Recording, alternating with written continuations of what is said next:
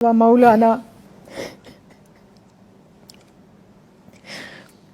محمد وعلی آلہ وصحبہ وبارک وسلم۔ قبلہ غازی صاحب، آپ کے لیے میں نے ایک شعر لکھا تھا کہ اتنی جرت سے کون بولے گا آپ کو میری عمر لگ جائے۔ آج میں اس شعر میں ترمیم کے ساتھ آپ کو دعا دیتی ہوں کہ اتنی جرت سے کون بولے گا آپ کو عمر خضر مل جائے۔ ہم گھروں میں بیٹھ کے خواتین تماشا دیکھ رہی ہیں کہ الرجال قوامون علی النساء کہنے والے 57 اسلامی ممالک کے حکمران کس نیند میں سو رہے ہیں، وہ کس بے حسی کا شکار ہیں۔ تو آپ نے جس جرت، غیرت دینی اور احساس امت کا مظاہرہ کیا، شکر الحمدللہ کوئی تو بولا، کسی نے تو اس ظلم کے خلاف آواز اٹھائی، ورنہ کل تک مجھے یوں لگتا تھا کہ میں سیدنا امام زین العابدین علیہ السلام کے ساتھ کوفہ میں کھڑی ہوں، جنہوں نے فرمایا تھا کہ مجھے یزیدیوں کی یزیدیت نے اتنی تکلیف نہیں پہنچائی جتنی کوفہ والوں کی خاموشی نے۔ اور جان لو کہ جب بھی کبھی کہیں ظلم ہو اور امت اس کے اوپر خاموش ہو تو وہ لوگ کوفی ہیں، وہ جگہ کوفہ ہے اور وہ رویہ کوفیانہ ہے۔ تو مجھے تو سمجھ نہیں آ رہی کہ سسکیاں کس زبان میں لکھوں۔ آج الفاظ آپ دیدہ ہیں، اور جو آپ کا حال ہے نا، روز آج 11 دن ہو گئے ہیں، ہم مائیں جب اپنے بچوں کو روٹی دیتی ہیں نا تو ہمارے بچوں نے انکار کر دیا کہ ہم ایک وقت روٹی دے دیا کریں۔ ہم سے نہیں دیکھا جاتا غزہ کے اندر اپنے معصوم بہن بھائیوں کا اس طرح سے گاجر مولی کی طرح کٹنا، گویا ان کو تو انسان بھی نہیں سمجھا جا رہا۔ اور یو این او کا جنرل سیکرٹری کھڑا ہو کے کہتا ہے کہ دنیا میں اگر کسی نے جہنم دیکھنی ہے تو وہ غزہ کو دیکھ لے، غزہ کے بچوں کو دیکھ لے۔ دوسری طرف یو این او امداد بھجواتا ہے مصر، اور مصر کی جو بارڈر لائن ہے وہ بند کی گئی ہے۔ یہ دنیا کس کو تماشا کر کے دکھا رہے ہیں؟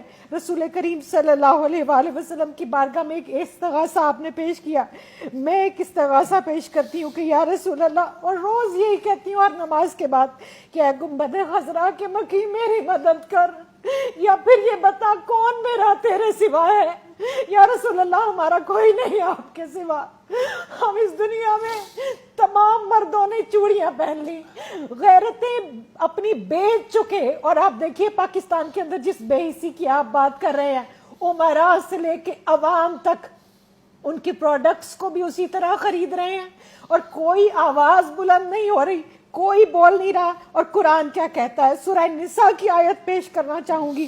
اللہ رب الکریم ارشاد فرماتا ہے وَمَا لَكُمْ لَا تُقَاتِلُونَ فِي سَبِيلِ اللَّهِ وَالْمُسْتَضْعَفِينَ مِنَ الرِّجَالِ وَالنِّسَاءِ وَالْوِلْدَانِ الَّذِينَ يَقُولُونَ۔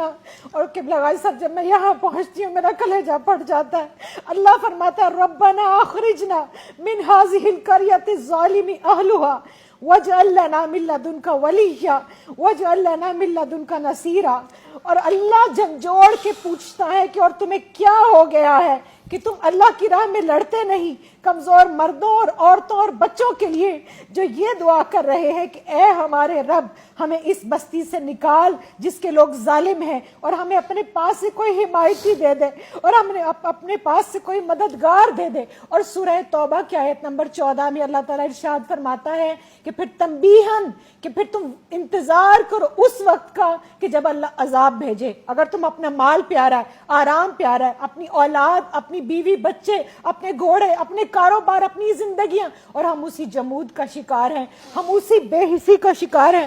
اور آپ دیکھیے 57 اسلامی ممالک میں جتنے بھی مسلمان ملک ہیں ان کے اندر کاش کہ آج کوئی جو ہے وہ سلطان حمید اللہ جیسا ہوتا۔ ایک بیٹی نے پکارا تھا، وہ اتنا غیرت مند تھا کہ پھر فوج لے کر آیا اور اس نے پھر اس ظلم کا خاتمہ کیا۔ سلطان صلاح الدین ایوبی کو آپ دیکھ لیجئے، محسن باللہ دیکھیے، بغداد سے اٹھ کے روم کی اینٹ سے اینٹ بچا دی تھی ایک بچی کی خاطر، ایک عزت اور کی قبلہ خاطر۔ غازی صاحب، میں ایک عورت ہونے کے ناطے واسطہ دیتی ہوں، ہم عورتیں جو ہے نا یہ ظلم نہیں دیکھ سکتی، کیونکہ عورت کے جسم کے اندر ایک عضو ہے جس کو رحم کہا جاتا ہے۔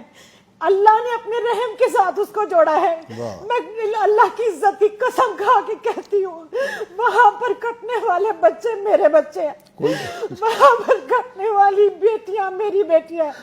ہم وہ نوزائیدہ بچے میں نے دیکھا, ایک اتنا سا بچہ, اتنا سا رحم مادر سے نکلا ہوا بچہ بھی. جینوسائیڈ کا یہ حال ہے.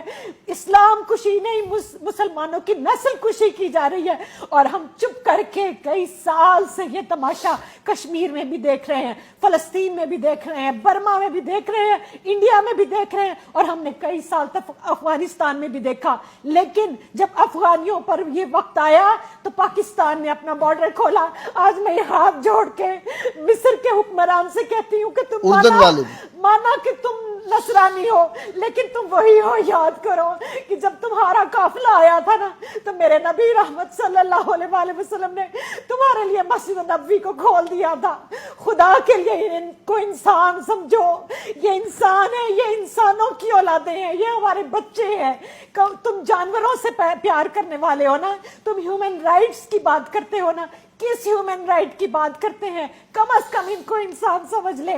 اور یہ جو وہاں پر غزہ کے اندر اجتماعی قبریں بنائی جا رہی ہیں اور ان کو جو جلا وطن کیا جا رہا ہے, اصل میں تو یہ ان کا وطن تھا.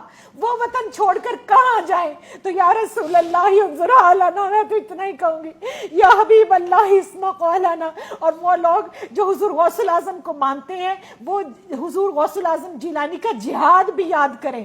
آج یہ امت جس واہن کی آپ نے بات کی, یہ کیوں واہن زدہ ہو گئی؟ ان کی تلواروں کو کیوں زنگ لگ گیا؟ یہ ظلم کے خلاف آواز بھی نہیں اٹھاتے. چلے میں اور آپ تلوار لے کر نہیں نکل سکتے, ایک ریاست کا کام ہے کہ وہ نکلے, لیکن ہم آواز تو بلند کریں. آج تمام سوشل میڈیا کے اکاؤنٹس بند کر دیے جاتے ہیں جہاں فلسطین کی بات ہوتی ہے. لاکھوں کی تعداد میں پوسٹ کو ڈیلیٹ کیا جا رہا ہے. ہمارے پاس ہے کیا؟